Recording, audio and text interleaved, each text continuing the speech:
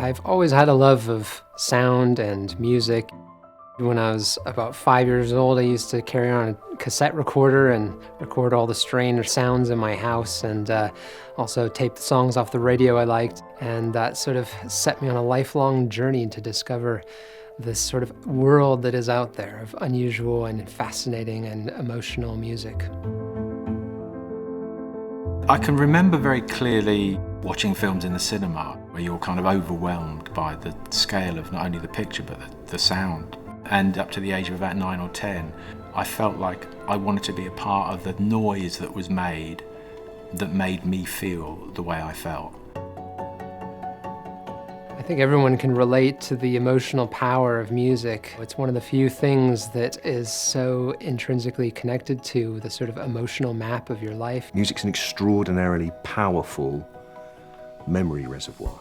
Obviously within that, then you've got some of the most powerful film scores ever made, defining Bond films. Well, the Bond theme has been with us as long as the Bond film series has been with us. So for 60 years, it's been a part of life in this country. One of the most famous film themes ever written, oft imitated, never bettered. There's been multiple music scores over the years of Bond that have been recorded at Abbey Road, such as Skyfall and Spectre, both of which were actually recorded on our loudspeakers. Bowers and Wilkins have been here since long before me. They've been trusted by engineers for generations. Everything really about the speakers is kind of no compromise, and that's the same way that we approach recording. When the directors and sometimes actors and producers come along, I get them to do two things. I get them to stand in the room with the orchestra to appreciate the brilliance of the performance. But then I come back into the room and I said, let's just listen to this just with the music and the picture, because you will never hear this again like this. It's an amazing experience to get a first-hand seat at a talent such as David Arnold. Getting to sit in that room and feel the power of this orchestra recreated is just a breathtaking spectacle to behold.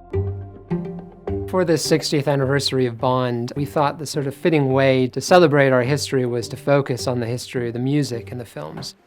So we partnered with Bowers and Wilkins on their PX-8 007 edition headphones. Bowers and Wilkins came to us and said, we're looking to do this partnership with Bond.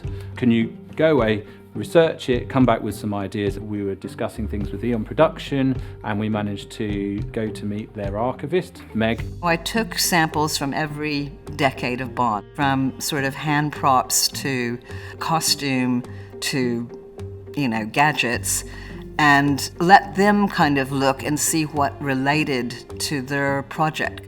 What we focused on was the very first time you meet James Bond. The moment you see him, you're looking at this arm which comes into shot, and then it just reveals him, beautiful Connery, in the midnight blue tuxedo with the shawl collar and the slightly rounded silk cuffs and the 3 buttons with the button open.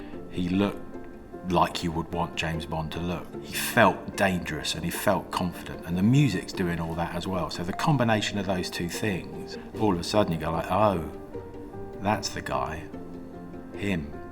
This is such an iconic image of Bond, and so that was really our starting point for the sort of the colourways we chose for these headphones. The premise of the 007 edition is pretty straightforward. It takes all of the acoustic advances that make that product so special, and it dresses it in an exclusive, bespoke suit. I like minimal things, really, and I think that they're just sophisticated and subtle, and I just love blue. What can I say? Bowers and Wilkins put into this product elegance and glamour. There's a quality to it, a high quality, and that's very Bond. Bowers and Wilkins aim to develop absolutely the finest reproduction of sound that you can get, and that goes from right up at the 800 series all the way down to the more affordable speakers, and the PX-8 007 editions are the flagship version of that. They use the finest materials, the active noise cancellation is fantastic, the talk is fantastic. We apply this philosophy of true sound, which is about trying to recapture the artist's performance as it was originally intended and making sure that the end customer gets that in whatever product they're listening to. I think our production process probably mirrors very closely that of the Bond movie production process, in that we're about performance, creating the best possible product we can. That just feel like the kind of quality objects that the character of Bond would want to be associated with. There's almost an obsession about the craft here. You can tell there's an obsession about the detail. I think would kind of identify with this sort of spirit of what James Bond's supposed to be about, perfection and the aspirations around elegance, class and style.